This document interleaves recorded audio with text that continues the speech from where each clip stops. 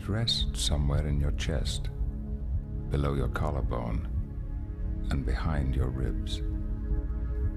It beats about 70 times a minute, 50,000 times a day, 18 million times a lifetime.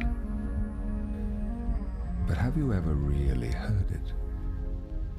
Not the thud of its beating, but the voice that speaks to you, the voice that knows you better than any other, the voice that knows what makes you happy, the voice that knows what makes you sad, the voice that knows.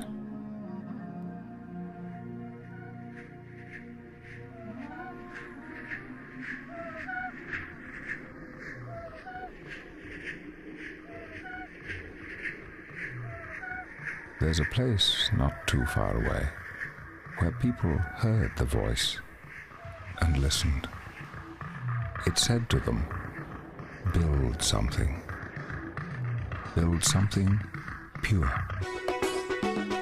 Build something that isn't temporary or disposable. Build something to inspire all those who experience it. Build a monument. To some, the monument was a fender. To some, it was a cockpit. To some, it was a 270 horsepower engine. To some, it was a suspension system. And to some, the monument was simply life.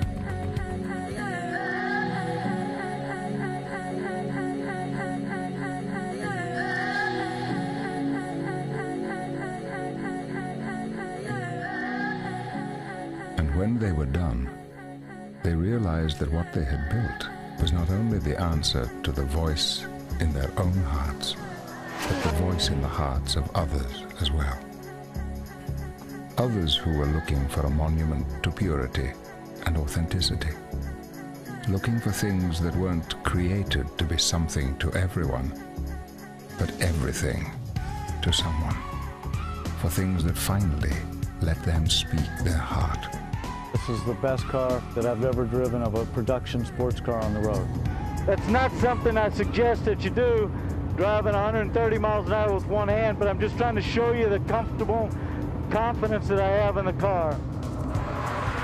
Very positive at the front, very nice, put the power down, no movement at the rear, just a tremendous amount of confidence in this car. Night and day difference between this and the Carrera 2. What a car. Everybody was talking about this new rear suspension, so I got down on my hands and knees and looked at it, and just visibly, it was very, very special looking. And when I took off and went around the first corner, I knew that Porsche had made a gigantic leap forward with this suspension.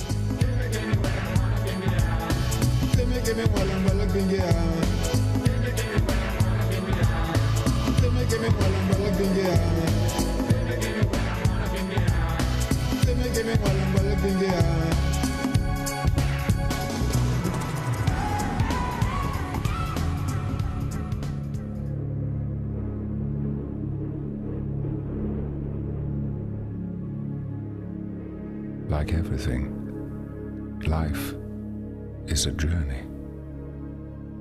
A journey that begins with the beat of a heart and the voice that comes with it.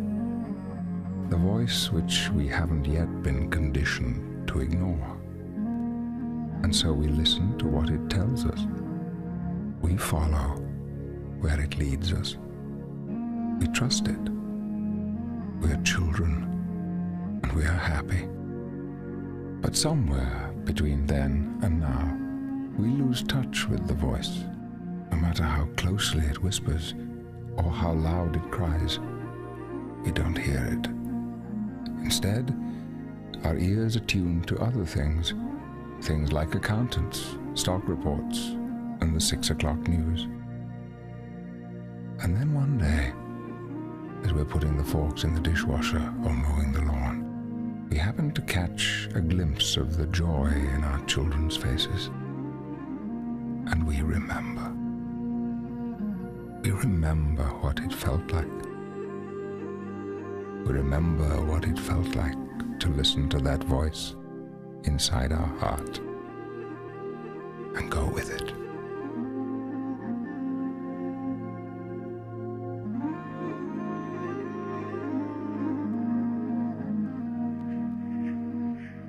And then suddenly, from out of nowhere, this spark of wisdom occurs. It becomes very clear. It's not too late. Your heart's still speaking. All you have to do